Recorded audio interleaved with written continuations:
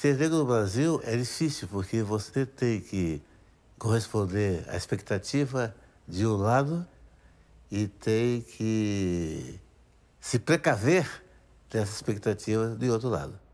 Menos agora, mas não tão menos assim, existe uma maneira de ser negro, né? Então, se você não toca surdo, não toca tamborim, não vai ao pagode, não toma cachaça, não vai à macumba, então você não é lá muito negro. Isso é uma percepção de várias pessoas. Agora, mais importante de tudo isso, a meu ver, ser negro no Brasil é uma tarefa que vem sendo cumprida desde o século XVII, né? Desde os primeiros momentos da escravidão no Brasil.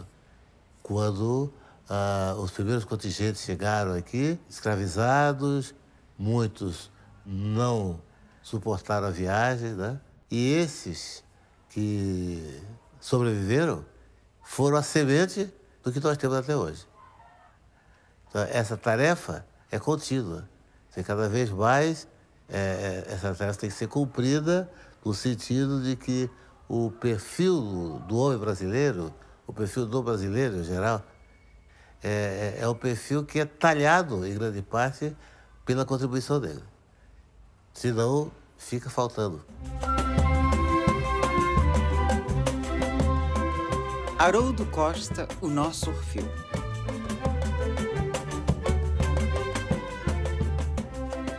Produtor, ator, diretor de cinema, teatro, televisão, radialista, escritor, apresentador, pesquisador do carnaval, da cultura popular e da cultura negra. Haroldo Costa é um dos maiores conhecedores da alma e da vida de nossa gente.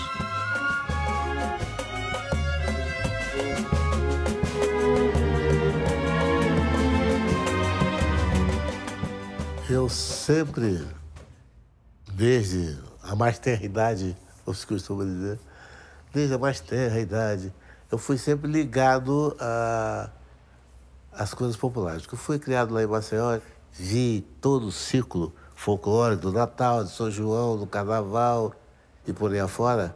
E isso me impregnou mesmo, de um senso de admiração e respeito por aquelas festas feitas por gente, povo, gente humilde. Era só a expressão e o prazer de fazer, né? Então, quando você viu o reizado, ou o guerreiro, ou o quilombo, ou a marujada, o que for, então era o prazer de ver. Em 1947, Haroldo Costa estreia no Teatro Experimental do Negro. Quando eu cheguei no Teatro Experimental do Negro, eu tinha 17 ou 18 anos. E meu pai trouxe o panfleto que ele tinha recebido na rua. E era o panfleto do Teatro Experimental do Negro. Teatro Experimental do Negro, fundado por Abdias Nascimento em 1944, no Rio de Janeiro, foi pioneiro ao levar ao palco um elenco de atrizes e atores negros. O TEM é fundamental na formação do moderno teatro brasileiro. Abdias Nascimento é um dos mais importantes militantes da luta contra a discriminação racial e pela valorização da cultura negra. Foi diretor de teatro, ator, dramaturgo, artista plástico, professor universitário, deputado federal e senador da República. Desempenhou inúmeras iniciativas políticas em defesa dos direitos do povo negro. Na rota dos propósitos revolucionários do Teatro Experimental do Negro, vamos encontrar a introdução do herói negro com seu formidável potencial trágico e lírico nos palcos brasileiros e na literatura dramática do país. Abdias Nascimento. Havia um movimento de intelectuais cariocas que comungavam com a mesma ideia do Abdias Nascimento, em que o palco brasileiro estava vazio no sentido de ter personagens negros. E é claro que aí apareceram autores que engajaram no movimento, né? Foi o caso do Joaquim Ribeiro, que escreveu uma peça chamada Aruanda, e do Lúcio Cardoso, que escreveu a peça O Filho Pródigo. Foi essa peça que eu estreiei. Porque naquela época estava em grande ebulição. Você tinha grandes companhias com os maiores nomes da época, alguns subsistem até hoje. Você tinha um público interessadíssimo, tanto que os teatros funcionavam de terça a domingo. E você vê que havia uma potencialidade muito grande e um público que estava ali disponível para assistir os espetáculos. O que o Teatro Experimental do Negro queria era exatamente dar a oportunidade para atores, aspirantes a atores, artistas em geral, negros que encontrassem um lugar para desenvolver a sua arte. Tanto que quando o Albert Camus veio ao Brasil, foi apresentado para ele, no Teatro Ginástico, fizemos a apresentação do primeiro ato do Calígula de Camus para o próprio. Também foi através de uma cisão com o Teatro Santo Negro que fundamos o Grupo dos Novos, que era o grupo mais chegado à música e tal. A gente achava que aquele repertório era muito bonito, mas também era muito pesado. Então a gente queria uma coisa mais movimentada. Em 1949, Haroldo participa da criação do Grupo dos Novos, que logo se renomeia como Teatro Folclórico Brasileiro. Então havia essa confraria muito grande em torno da ideia do que era o grupo dos Novos, que foi se materializando pouco a pouco e até nós chegamos ao ponto da estreia. Nós estreamos no Teatro Ginástico. E já estreamos, já não era mais como o Grupo dos Novos, porque acharam que o Grupo dos Novos era muito infantil, não sei o quê. Então, Teatro Folclórico Brasileiro. É, sem dúvida, um teatro que de há muito deveria ser criado, pois nele se estampa a arte natural de todas as nossas regiões e que nós mesmos, brasileiros, ignorávamos. E a gente viajava, porque o termo era viajar mesmo. No fim de semana, a gente ia para Caxias, ia para São Mateus, ia para Anchieta, né? Onde a gente queria conhecer macumba e candomblé. E, inclusive, de vez descobria bailarino, né? Porque o espetáculo dançava.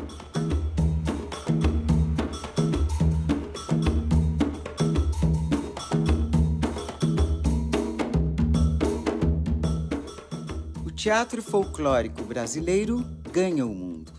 O fato curioso dessa de São Paulo é que nós estávamos no Teatro Odeon, né? No intervalo, de uma sessão para outra. Nós, eu peguei no grupo, no botequim ao lado, tomando café, tomando qualquer coisa. Aí apareceu um cara desse tamanho, assim, baixinho, todo nervoso, e fez a pergunta: que é le maître du ballet? Eu me lembro um pouco do francês do Pedro II, expliquei a ele: não tem maître de ballet, nós somos uma companhia folclórica, que fazemos folclore, não tem maître de ballet e tal.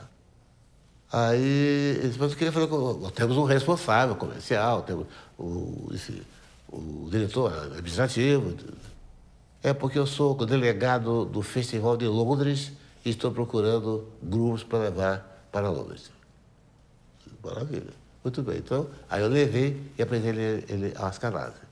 Isso nós estamos falando de 1950, eu acho. 51. A primeira turnê internacional.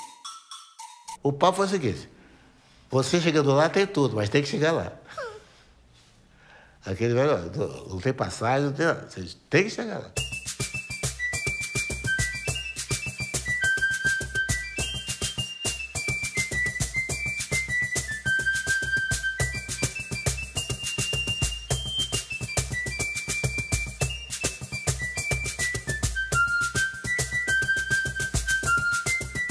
Nunca ninguém fez uma viagem para Londres tão comprida.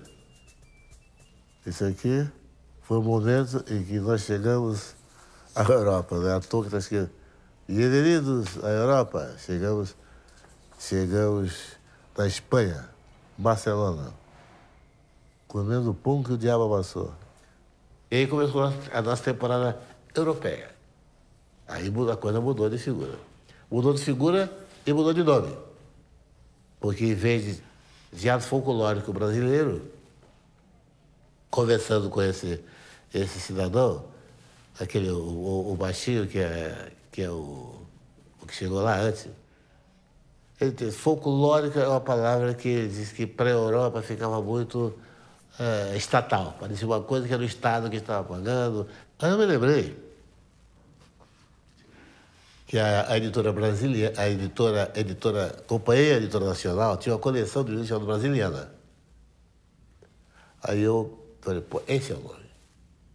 Aí propus o cara, olha, poxa, Brasiliana, esse é o nome, porque diz tudo. Aí, toma. Brasiliana se apresentou em 19 países da Europa e em quase toda a África do Norte, sempre com casas lotadas e ovacionado por público e crítica. Reisado, Bumba Meu Boi, Maracatu, Brasiliana difundiu expressões culturais do Brasil por onde se apresentou, revelando o sentimento, o olhar, a música, o corpo e o gesto próprio do povo brasileiro.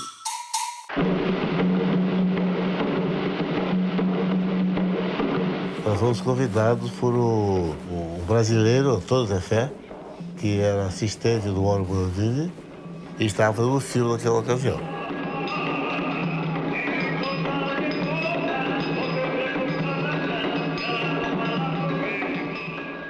E a estrela do filme era uma mulher lindérrima chamada Sofia Cicolioni, que depois virou Sofia Loren. O Brasil só foi descobrir que nós existíamos fora do Brasil pelo menos 2 anos depois, quando nós estivemos em Londres. No total, a companhia sempre teve em torno de 50 pessoas. Agora, eu vou te dizer por que é que o pessoal, todos nós, eu inclusive, a gente aguentava 10 do que 10. A gente não queria voltar derrotado. Se a gente voltasse esprateado, porque chegou no país, não sei o quê, a gente podia chegar na embaixada e pedir para voltar para o Brasil. Eu estava viajando, mas a gente não queria, a gente queria voltar legal. Foi por isso que, pelo menos, eu diria, 80% do pessoal foi o mesmo, o tempo todo. Ampliando as fronteiras da cultura popular. Olha, nós viajamos muitos países, né? E eu tomei conhecimento do folclore de vários países. Era a minha obsessão, né? O folclore brasileiro é um folclore muito particular, muito peculiar, entendeu? Seja na parte em que a contribuição indígena, que muita gente menospreza, mas é forte na dança, é forte sobretudo no lendário, né? E o lado luso brasileiro, né? Que é do norte ao sul do país, né? Paris, 1955. O encontro de Haroldo Costa com Vinícius de Moraes. Surge nosso Orfeu. A Prefeitura de Paris tinha uma disposição municipal que determinava uma espécie de imposto, a menos que a companhia tivesse um caráter cultural. Se a companhia desse prova do seu caráter cultural, esse imposto era suspenso. E, bom, aí vamos lá, vamos falar com o consulado, com a embaixada. E o adido cultural, que era o cara exatamente que estava mais próximo do assunto, era o Vinícius. E o Vinícius, com aquela simpatia contagiante, né? Ele pegou a bandeira e saiu, né? Conclusão, conseguimos a isenção do imposto. E Vinícius conseguiu 40 amigos, porque ele ia todo dia, no espetáculo e tal. Depois de 3 meses, fazendo estripulias parisienses, nós íamos para a Holanda. O Vinícius nos ofereceu uma feijoada de despedida. E nessa feijoada, em determinado momento, ele me chamou e disse, olha, isso aqui é a minha peça, Orfeu da Conceição, e ganhou o prêmio no 4º Centenário de São Paulo. Aí a feijoada continuou lá e eu comecei a ler o primeiro ato. Ele me deu o primeiro ato só. Bom, aí eu fiquei realmente boquiaberta pela qualidade da peça, por tudo, pelo poema, que era a peça um grande poema, né? A conversa não passou disso, entendeu? Não especulações. Não. Eu dizia, eu quero fazer uma vela, eu gostaria de fazer. Nada disso. O negócio foi para feijoada. Um ano depois, de volta ao Brasil, Vinícius prepara Orfeu. Ele convidou o Léo Juzzi para ser o diretor. O Oscar Niemeyer fez o cenário. O Sclia fez os cartazes. A Djanira também. O Vinícius falou para o Léo, contou a nossa história em comum. Mas eu aliviei o Léo. Léo, o negócio é o seguinte, não há compromisso nenhum. O Vinícius não prometeu nada, eu não pedi nada. O papel maravilhoso, a peça é incrível, eu quero me submeter ao teste como qualquer outro. Eu não quero ser uma imposição do autor. Ah, acabou, obrigado, sei que. Enfim. Aí fizeram várias audições, vários testes e tal, eu inclusive. No fim, eles decidiram por mim. A convite de Vinícius, o Teatro Experimental do Negro integra o elenco de Orfeu.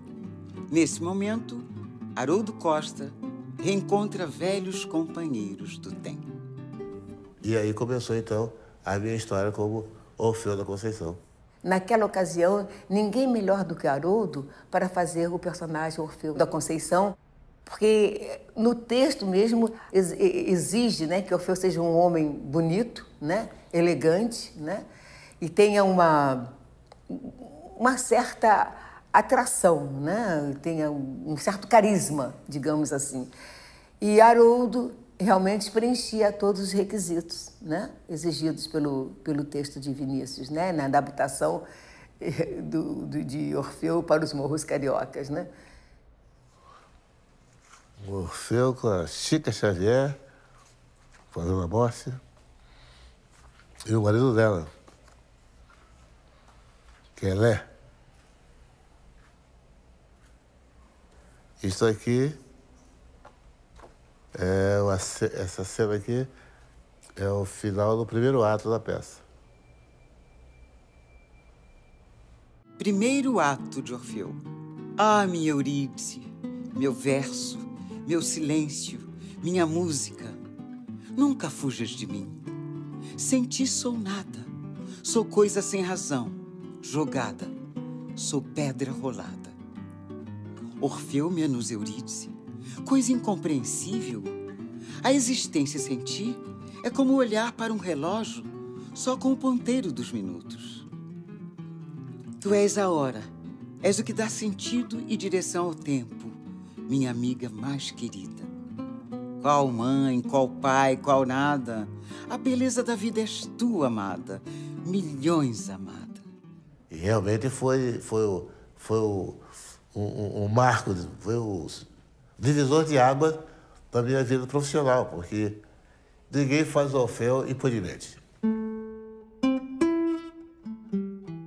Haroldo Costa, ao mesmo tempo que atua em Orfeu, dirige um programa na Rádio MEC. Eu sempre tive mania de rádio. Mesmo antes do teatro, eu sempre tive mania de rádio. Aí, um dia, no bate-papo e tal, o Alain perguntou, você gostaria de fazer um programa de rádio? Eu falei, eu gostaria, claro, gostaria. Então vou falar com o René Cavé, que é o diretor da rádio, e quem sabe tem um horário. Enfim. Aí eu criei um programa chamado Estampas Brasileiras, que tinha como subtítulo A Verdadeira Arte que o Povo Cria e Inspira. O locutor do programa, Paulo Alberto Monteiro de Barros. Mais tarde, o Arthur da Tábua. O primeiro programa que eu fiz foi levando a velha guarda da Mangueira, porque estava mais perto, né, para cantar as coisas, porque não tinha programa de samba no rádio, ainda mais na Rádio MEC. Bom, fizemos, deu certo, e aí eu fiquei uma grande temporada fazendo estampas brasileiras, que eu misturava música chamada música erudita com música popular, fazia programa ao vivo, fazia programa gravado, mas o centro, o objetivo do programa era fazer o que há de melhor na música brasileira. Do rádio para o cinema. Começou aquela conversão para ser o diretor do filme. Bom, diante da pressão e diante da necessidade, mais do que nunca, mais do que nada, eu aceitei. Então eu fui dirigir o filme Pista de Grama.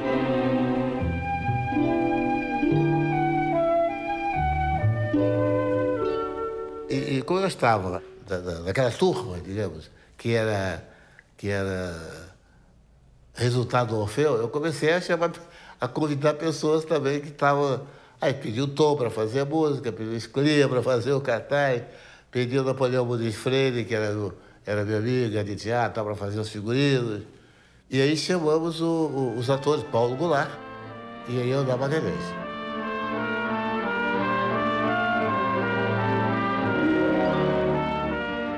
E como eu tinha convidado o Tom, e o Tom tinha aceitado fazer a trilha sonora, falei, pô, nós temos que aproveitar isso, fazer uma coisa.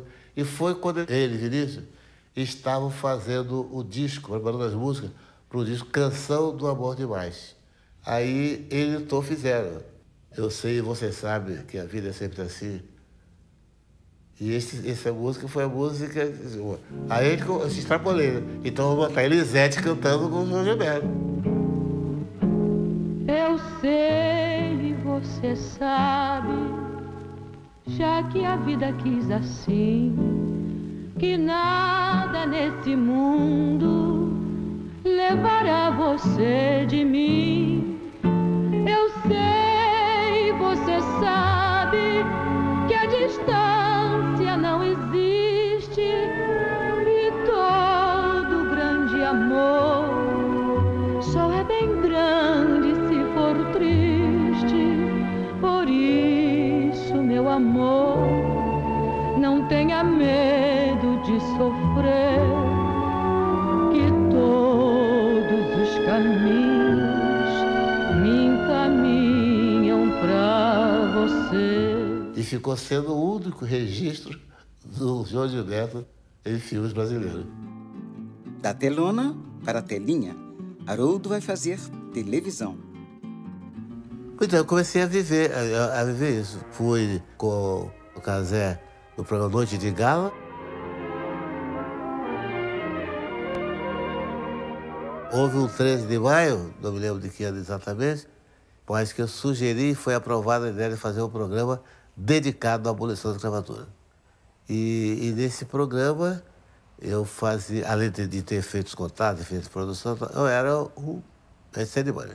E tive o prazer e a honra de levar à televisão o nosso Almirante Negro, João Cândido. E esse aqui é João Cândido com quadros do Heitor dos Prazeres ao fundo. É exatamente aquele programa que nós fizemos no 13 de maio. Por acaso, Canal 13. Ele foi ao programa e não só isso, ele foi entrevistado pelo Guerreiro Ramos. Ele foi um grande sociólogo, que eu conheci na época do Teatro Experimental do Negro. Ele era do grupo pensante do Teatro Experimental do Negro, grande sociólogo. Então eu fazia essas funções, entendeu? Eu fazia as funções de criação, de produção e, eventualmente, de ator. Mas fiz outras coisas. Depois eu estive na TV Excelsior, foi o meu outro passo, mas aí sim, eu acho como produtor e diretor. Depois eu terminei na TV Globo. Quando a Globo estava se formando, eu fui convidado e fui do primeiro grupo, do grupo pioneiro. E na TV Globo eu tive vários experimentos. Eu fui ator em algumas coisas, fui diretor de outras. Dirigi muito tempo o programa da Dercy Gonçalves, dirigi o programa do Chacrinha. Eu fui do júri e depois fui diretor do programa A Buzina do Chacrinha. Então a minha vida na televisão teve esses caminhos e descaminhos. Haroldo Costa, a cultura brasileira é sua matéria-prima. A minha matéria-prima é a música brasileira, é a dança brasileira, enfim, é tudo que se refere ao Brasil. Porque quando o diretor negro dirige alguma coisa, não é que seja uma coisa sectária, ele dirige, vai ser só negro, é só para negro, não é isso. Mas ele traz a contribuição interior, né? Que se transforma no espetáculo que ele está fazendo. Isso é fatal. Se existe um artista multimídia, ele é Haroldo Costa. Atuou em todos os meios de comunicação existentes na época. Como nos versos do poeta espanhol Antônio Machado, para Haroldo Costa não há caminho, se faz caminho ao andar. Viajou, encantou e arrebatou a todos com a cultura brasileira. Haroldo Costa firmou-se entre os melhores, fazendo parte desse grupo seleto dos grandes artistas do mundo inteiro. Se a memória existe, é para nos lembrar que no Brasil produzimos homens e mulheres na qualidade de Haroldo Costa para termos orgulho de nós mesmos. Silvio Tendler.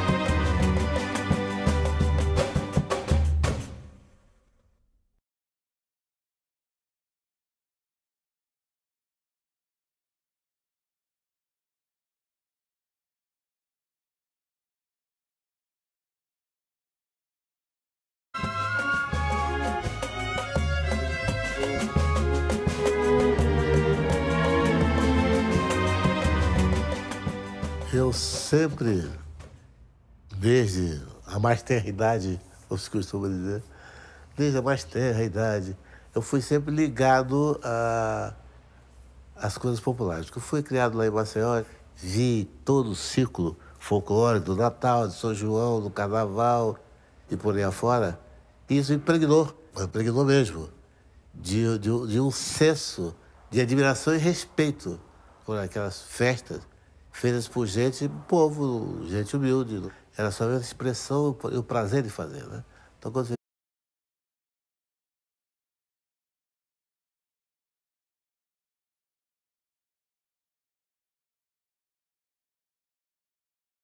ser negro no Brasil é difícil, porque você tem que corresponder à expectativa de um lado e tem que se precaver dessa expectativa de outro lado. Menos agora, mas não tão menos assim, existe uma maneira de ser negro, né? Então, se você não toca surdo, não toca tamborim, não vai ao pagode, não toma cachaça, não vai à macumba, então você não é lá muito negro. Isso é uma percepção de várias pessoas. Agora, mais importante de tudo isso, a meu ver, ser negro no Brasil é uma tarefa que vem sendo cumprida desde o século XVII, né? Desde os primeiros momentos da escravidão no Brasil. Quando os primeiros contingentes chegaram aqui, escravizados, muitos não suportaram a viagem, né? E esses que sobreviveram foram a semente do que nós temos até hoje. Então, essa tarefa é contínua. Cada vez mais, essa tarefa tem que ser cumprida no sentido de que o perfil do homem brasileiro, o perfil do brasileiro em geral, é um perfil que é talhado, em grande parte, pela contribuição dele. Senão, fica faltando. Haroldo Costa, o nosso Orfeu.